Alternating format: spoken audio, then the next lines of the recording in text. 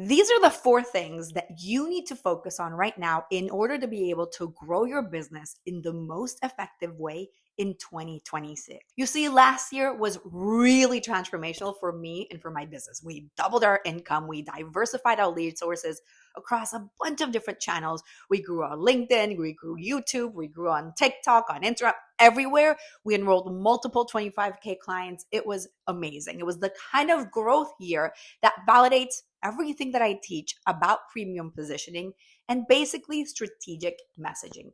But when I'm thinking about looking ahead into 2026, I want to find a way to make sure that we're able to continue this momentum. How to take everything that worked last year and really address it in a way or use it in a way that becomes as effective. So what I want to do today is I'm going to share with you the 4 main strategies that I felt like work really well for me in 2025 and that I'm doubling down on in 2026 to make sure that we continue growing this year. So whether you're a coach, you're a consultant, you're a professional service provider like a lawyer, a doctor, an accountant, or any other premium service business, this is going to work really well for you. Because what I've learned is that the principles of premium positioning and client attraction work across any expertise-based business. The specifics might differ, somewhat, but the foundation is ultimately the same. So what I'm sharing with you are some of those strategies that worked really well for me last year and the things that we really were able to nail and that in 2026, we're really expanding on, we're really amplifying. So the first thing that we're focusing on in 2026 is LinkedIn.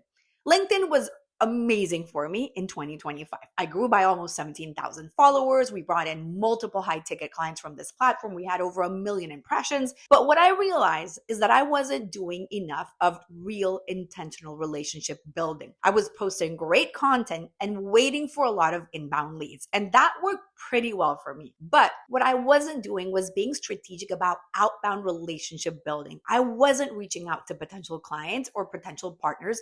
I wasn't having conversations with people who would be perfect for collaboration. So I was playing a lot defense, like just responding to inbound, but not really proactively building relationships. So what I'm doing in 2026 is I'm identifying some of the key people that I want to build relationships with, whether that means a client or potential partners or people that kind of feel aligned in one way or another. So it's not that I'm going to just mass message everybody with pitches or like use AI to automate things or anything like that. My goal is to genuinely engage with people, their content, and have real conversations and build relationships over time. So I'm blocking time every day really to build these relationships, comment on people's posts, send thoughtful DMs. So the goal here isn't just about leads, it's about building a network of strategic relationships that ultimately create opportunities for hopefully years to come. So whether you're a coach, you're a consultant, you're a doctor, you're a lawyer, I feel like LinkedIn is a platform that works for most premium client attraction, but only if you're strategic about it. What I have found is that content alone is not enough. You need to really focus on building relationships with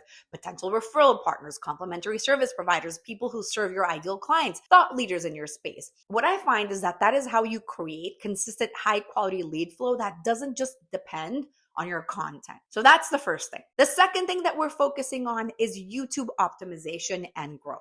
Once again, YouTube was amazing for me in 2025. We had over 300,000 views, nearly 30,000 new subscribers, multiple clients that found me through YouTube episodes, which was amazing. But I feel like I'm just starting to scratch the surface on what's possible on this platform. And so I'm investing in YouTube. I'm taking a lot of action. I'm researching to figure out what we need to do to make sure that our channel, our videos gets in front of more of the right people. So whether that's through SEO or thumbnail optimization or really analyzing content to figure out what do I need to do to make sure that my videos take off, that really are able to resonate, are able to get in front, obviously, of my ideal client. So instead of just recording podcast episodes on whatever I feel like talking about, which is what I've done for the most of my time, I'm really taking the time right now to research a little bit more, understand what is exactly the type of topic that I need to be focusing on, so that the goal ultimately is to really be able to use or turn YouTube channel into a very strong lead generation source in my business that brings in consistent high quality prospects.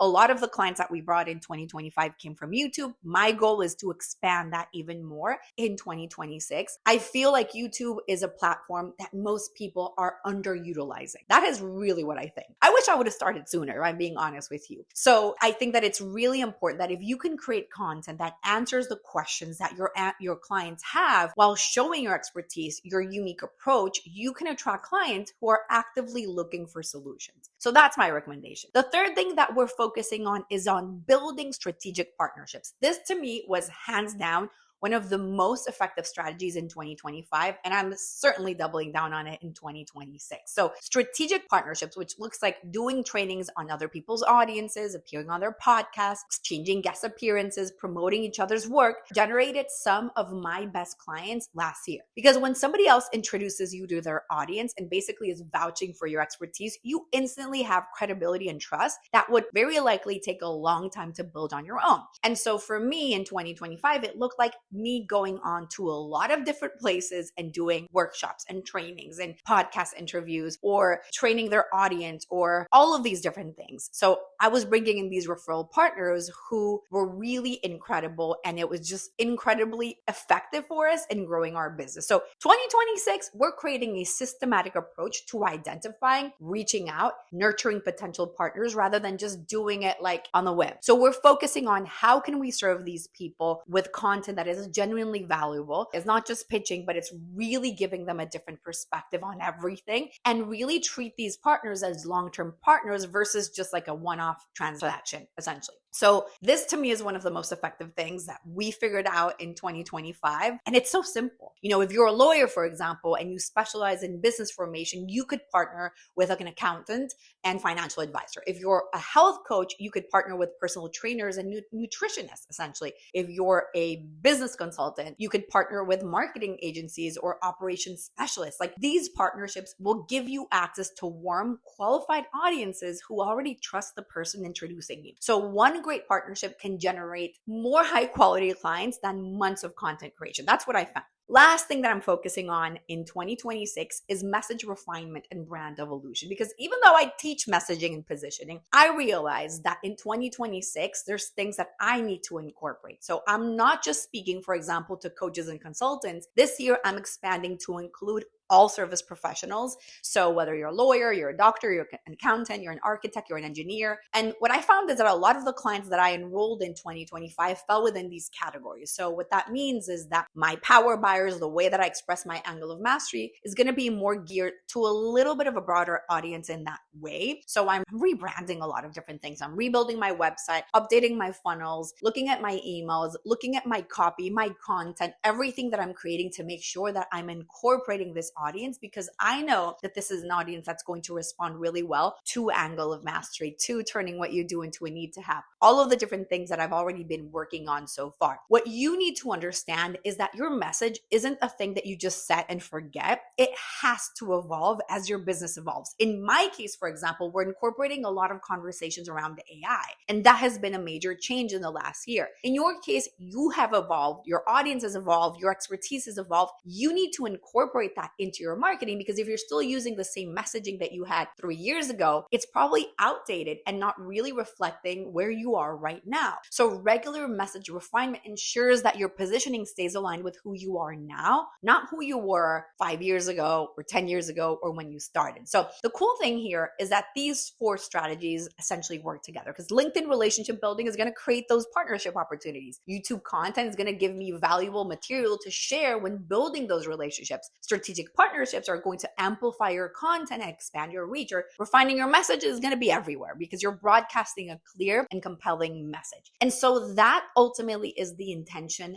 that you are bringing, or that we're bringing into our marketing in 2026. So in your case, whether you're a coach or consultant, you're a professional service provider. Now, I'm saying that these same 4 strategies can transform your own business in 2026. You don't need to do all 4 at once, obviously. Pick 1 or 2 that make the most most sense for your current goals and your situation, your brand and your business and your marketing strategy. And if you want to implement these same strategies in your business, what I've done is I've created a companion guide that essentially breaks down each of these 4 strategies in detail with very specific action steps that you can take for each of them. So you can find the link to that beneath this episode. And if you want a personalized feedback from me on which of these strategies you need to focus on and how to make sure that your message is matching who you are right now, that you're speaking to your power buyers, that your angle of mastery is clear, and what you do sounds like a need to have, make sure you book your 15-minute brand message assessment with me at brandmessagesession.com. You can find the link underneath this episode as well. And let me know in the comments, what strategies are you focusing on in 2026 to grow your business? I can't wait to talk to you soon.